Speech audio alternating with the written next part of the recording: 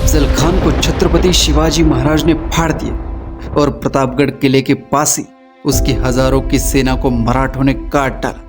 यह इतिहास सुनकर आज भी हमारे रोंगटे खड़े होते। आज की वीडियो में हम जानेंगे कि छत्रपति शिवाजी महाराज ने लंबे चौड़े अफजल खान को कैसे मार गिराया। आदिल शाह बीजापुर का राजा था। उस समय छत्रपति शिवाजी महाराज ने बीजापुर के सभी क्षेत्रों पर अपना अधिकार कर लिया था। 1659 में छत्रपति शिवाजी महाराज बीजापुर के राजा आदिल शाह के लिए संकट थे। आदिल शाह समझ गया था कि यदि छत्रपति शिवाजी महाराज को समाप्त नहीं किया गया तो वे हमारे लिए खतरनाक हो सकते। इससे पहले भी उसने शिवाजी महाराज को मारने की कई बार कोशिश की थी, लेकिन वह इसमें सफल नहीं हुआ था। कुछ दिन बाद आदिल शाह की मृत्यु हो जाती। उसके बाद उसकी बड़ी बेगम आदिल शाही गद्दी संभालती है। बड़ी बेगम अफजल खान को छत्रपति शिवाजी महाराज को मारने के लिए भेज देती है। वह दिन था 10 नवंबर 1659। अफजल खान एक ताकतवर सरदार था। उसने पहले छत्रपति शिवाजी महाराज के बड़े भाई संभाजी राजे को मार डाला था। उसने अपनी सेना के साथ रास्ते में आने वाले सभी गांवों और मंदिरों को नष्ट कर दिया और फिर वहां छत्रपति शिवाजी महाराज को बुलाया। छत्रपति शिवाजी महाराज ने अफजल खान को पत्र भेजा और उसमें कहा, मुझे आपसे डर लगता है, मैं वहां नहीं आ पाऊँ, आप ही प्रतापगढ़ आ जाइए। इस बात को मानकर अफजल खान प्रतापगढ़ की तलहटी पर पहुंचा और वहां उनसे मिलने की व्यवस्था की। उस भेंट के लिए भव्य छत्र का निर्माण किया गया। छत्रपति शिवाजी महाराज प्रतापगढ़ के किले में थे। किसी भी सेना का वहां तक पहुंचना मुश्किल था। अफजल खान ने छत्रपति शिवाजी महाराज से मिलने का संदेश भेजा। छत्रपति शिवाजी महाराज उसके घातक स्वभाव से वाकिफ थे।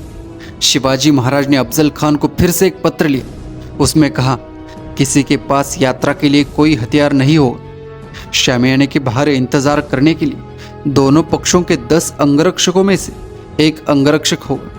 यात्रा के दौरान अफजल खान जल्द ही शामियाने पर पहुंच गए। शामियाना बहुत बड़ा था। दोनों ने निहत्थे मिलने का निर्णय लिया। हालांकि अफजल खान ने खंजर को अपने कपड़ों के अंदर छिपा रखा। छत्रपति शिवाजी महाराज को अंदाजा हो गया था कि अफजल खान कोई साजिश के तले घात लगाकर हमला करेगा।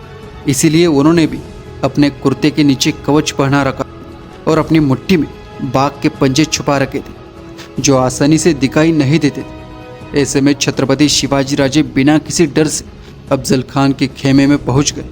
शिवाजी महाराज को देखकर अफजल खान ने उन्हें गले लगाने के लिए हाथ फैलाए और कहा, आओ शिवाजी, आओ, हमारे गले लग जा। अफजल खान ने उन्हें अपने बाहों में लेने की कोशिश की और फिर छिपे हुए खंजर से छत्रपति शिवाजी महाराज की पीठ पर वार किया और फिर उन्हें अपनी बाहों में जकड़ने की कोशिश की। वही छत्रपति शिवाजी महाराज पहले से ही सावधान थे। ऐसे में जैसे ही अफजल खान ने वार किया, तब छत्रपति शिवाजी महाराज ने अपनी मुट्ठी से बाघ के पंजे निकालकर उसके पेट में घुसा दिया और उसकी आंतड़ियां निकालकर उसे मार डाला। इस तरह शिवाजी महाराज ने अपनी चतुराई से अफजल खान का वध कर दिया। अफजल खान चिल्लाया, दगा दगा। उसकी आवाज़ सुनकर बाहर खड़ा सैयद अंदर आया। अफजल खान को मरा हुआ देख उसने छत्रपति शिवाजी महाराज की दांड पट्टे से हमला करने की कोशिश की। उसी समय जीवा माहले ने शिवाजी महाराज को उस वार से बचाया और सैयद बंडा को उसी समय मार डाला। इसलिए मराठी में एक कहावत कही जाती है, होता जीवा म्हणून वाचला शिवा। इसके बाद झाड़ी में छिपे हुए सभी मराठों ने अफजल खान की सेना पर हमला कर उन्हें वही काट डाला